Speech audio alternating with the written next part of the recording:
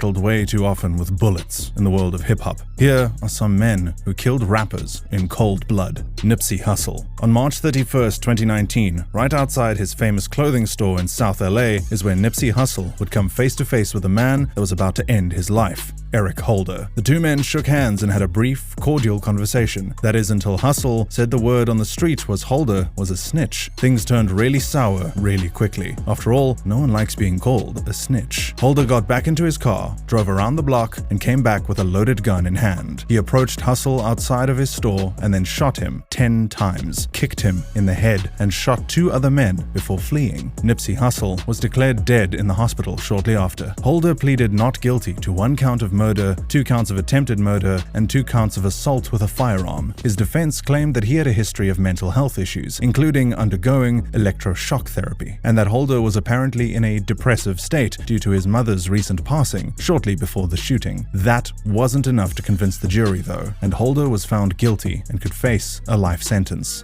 EBE Bands, aka Billy the Kid. He was a rapper and a member of the Black P. Stone gang from Chicago. EBE Bands stood out instantly for being a great drill rapper, and one of his first songs to blow up was Demons, released in 2016. However, his career would be cut short in 2019 by his gruesome murder. EBE Bands was found in May of 2019 after being reported missing for 3 weeks. According to reports, he had been beaten to death with a baseball bat before his body was set on fire and dumped in the woods. Investigators were able to quickly identify and charge 2 men in connection with the murder. One of these men was William Alzate. He was arrested in 2019, but he posted a $100,000 bond to get out on bail. After that, he disappeared and went on the run. Alzate is now wanted for failure to appear and a previous warrant for harassment of a witness, but trust me, that's the least of his problems. Alzate was found guilty of beating EBE Bands to death with a baseball bat, burning and disposing of his body. He was sentenced in absentia to life in prison plus a consecutive term of 5 years. He better hope they never find him. XXXTentacion. There's no denying that the death of XXXTentacion had a huge impact on the hip-hop community, not only because of how loved he was, but the fact that the surveillance video of the murder is available on the internet and that he was murdered in broad daylight is still shocking. The murder took place on June 18th, 2018. XXXTentacion had just been checking out some vehicles at Riva Motorsports in Florida. He had withdrawn some money and was carrying a Louis Vuitton bag filled with $50,000 in his BMW sports car. Unbeknownst to XXXTentacion, he was being followed. As he was leaving the area, an SUV pulled up and blocked him. 2 hooded men jumped out brandishing weapons and demanded he hand over the money. There was a struggle and Tentacion was shot multiple times in the neck. The killers grabbed the bag and fled the scene. 4 men were arrested and charged for the murder. Dedrick D. Williams, the getaway driver, was arrested 2 days after the killing. One of the gunmen, Michael Boatwright, was arrested already in prison on unrelated drug charges. Robert Allen, who was seen on surveillance video in the motorsports store, was also arrested. The last one to get caught was Trayvon Newsom, the second gunman. After 2 months on the run, Newsom gave up and turned himself in.